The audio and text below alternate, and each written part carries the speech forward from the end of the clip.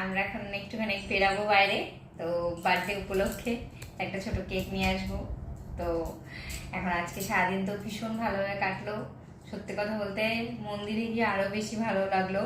তা গেছি কালীঘাটে, আজকে গিয়ে কালীঘাটে গিয়ে সত্যিই ভীষণ ভালো লেগেছে। ভিড় ছিল তবুও পুজো দিতে পেরেছি, সেই শনি মঙ্গলের মতন ভিড় ছিল না। তো এখন চলো আমরা একটুখানি বাইরে যাবো, ঠিক আছে? বাইরে কোথায় যাবে তো এখন? বাইরে আমরা একটুখানি যাবো, একটা কেক আনবো, আর একটু আমাদের এখানে একটা মন্দির আছে, মন্দির দর্শন করে চলে আসবো। কিন্তু তো বাইরে চলো। যাবে? হ্যাঁ চলো। তো যাওয়ার আগে যাওয়া যাক। আরেকটা গিফট বাকি রয়েছে। কি? এই যে তোমার সেরা গিফট।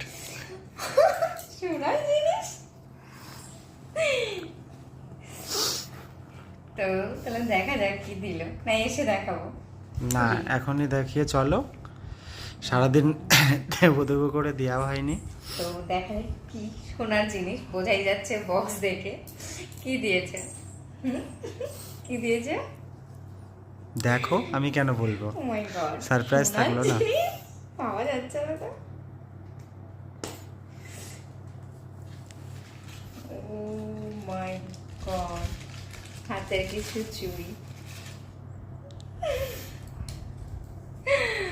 ব্রেসলেট আইস। তো আমার হাজবেন্ড আমাকে এখন গিফট করলো। তো আমার কাছে আছে এই আইস একটা নর্মাল। তো অনেকদিন ধরে বলছিলাম যে আমি একটা ব্রেসলেট অল টাইম পরার জন্য, মানে এরকম নোয়ার উপরে একটা অল টাইম পরার জন্য নেব। তো তাই এই যে দিয়েছে। ডিজাইনটা কেমন হয়েছে অবশ্যই বলো। আমি তো দেখিও নি, আমাকে বলেও নি যে সোনার জিনিস দেবে। তো সত্যি এবারে বার্থডে গিফট সত্যি খুব সুন্দর হয়েছে। মানে আমি বলেছিলাম যে আমি একটা ছোট্ট হালকার মধ্যে একটা নেব অল টাইম পরার জন্য। ব্রেসলেট এই নোয়াগুলো এখন খুব চলছে, তাই অল টাইম পরার জন্য নিচ্ছে এটা। বলেছিলাম নেব করে, যে দিয়ে দেবে বার্থডে উপলক্ষে তো ভাবিনি। না, আমার কাছে আছে একটা এই যে প্লেন নোয়া, এটা পরি বাড়িতে। তো সত্যি থ্যাংক ইউ, থ্যাংক ইউ সোনার ব্রেসলেট দেওয়ার জন্য, থ্যাংক ইউ। আমি তো ভাবিনি যে জামা কাপড় দিয়েছে, সবকিছু দিয়েছে, যে সোনার এরকম ব্রেসলেট একটা আয়েস তো দেবে, এটা ভাবতে পারিনি। তো মানে একদম একদম মানে শক। Thank you.